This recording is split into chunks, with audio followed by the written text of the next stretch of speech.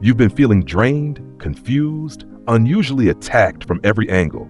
And whether you realize it or not, that's not just bad luck or emotional exhaustion. It's a sign you're in the middle of a spiritual battle right now.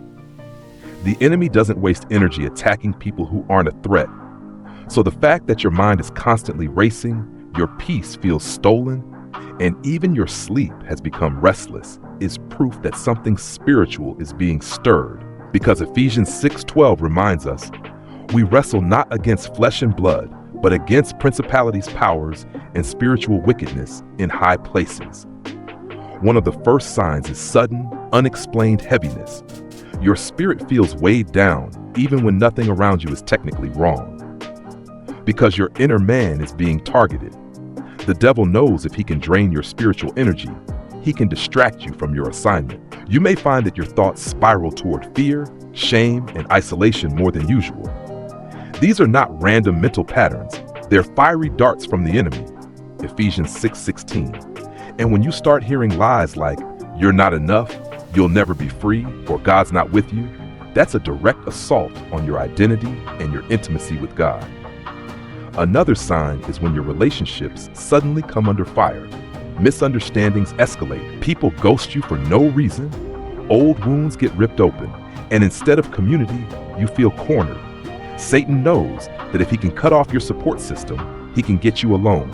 And isolation is his playground.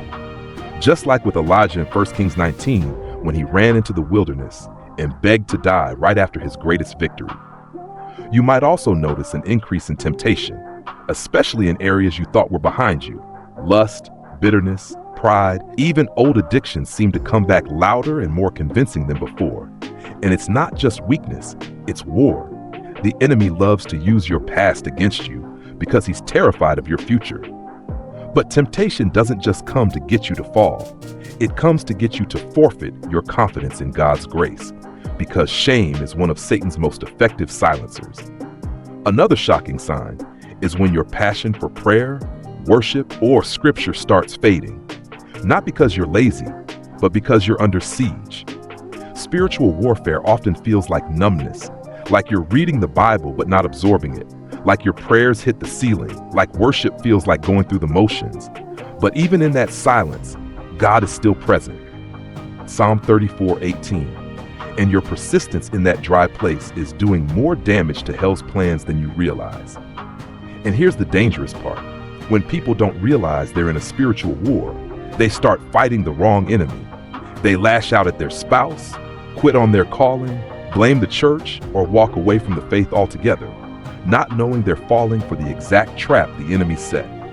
Sometimes the biggest battles happen right before the biggest breakthroughs. Just ask Job, who lost everything before God restored double. Job 42 verse 10. The warfare is often loudest when your destiny is closest. And if you're experiencing unusual pressure, it may be because heaven has already released the promise and hell is panicking. What you have to do now is fight differently. Stop trying to win with your feelings and start using your spiritual weapons. Prayer, fasting, worship, truth, accountability, the word, and most of all, standing when you feel like crumbling. Ephesians 6 verse 13. You don't need to feel strong to be in victory. Sometimes standing is the victory, especially when the enemy expected you to quit by now. So here's your challenge.